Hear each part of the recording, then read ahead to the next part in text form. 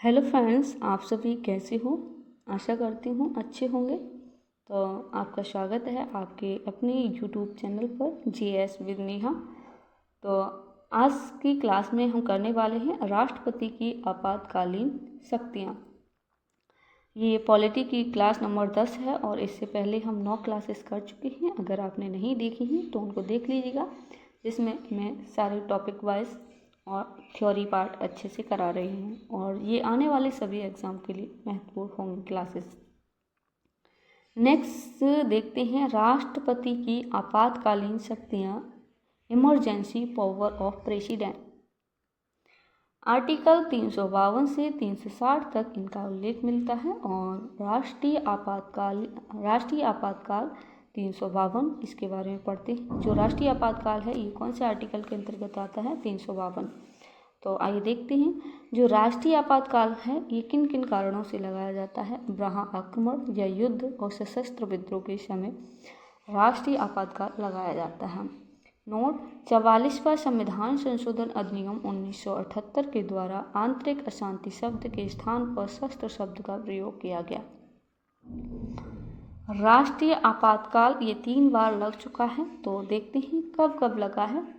ये एग्ज़ाम के हिसाब से इम्पोर्टेंट है। 1962 में जब चीन से युद्ध हुआ था, राष्ट्रपति कौन थे? एस राधाकृष्णन।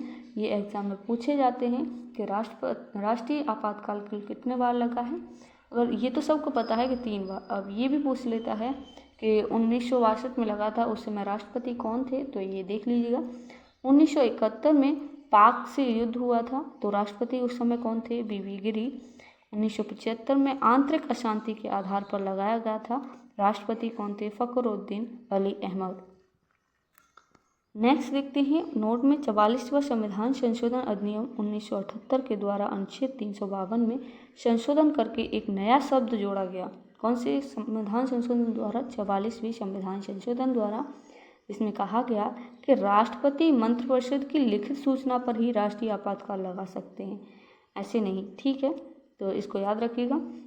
जो आंतरिक अशांति के आधार पर राष्ट्रीय आपातकाल लगाया गया था, उस समय सरकार किसकी थी? इंदिरा गांधी की, याद रखिएगा। तभी से कहा गया कि जो राष्ट्रीय आपातकाल है ये कब लगाया जा सकता है? कि राष्ट्रपति मंत्रिपरिषद की लिखित सूचना पर। नेक्स्ट, राष्ट्रीय आपातकाल की घोषणा राष्ट्रपति के द्वारा, ये कौन से आर्टिकल में आता है? तो 352, ये इसको याद रखिएगा।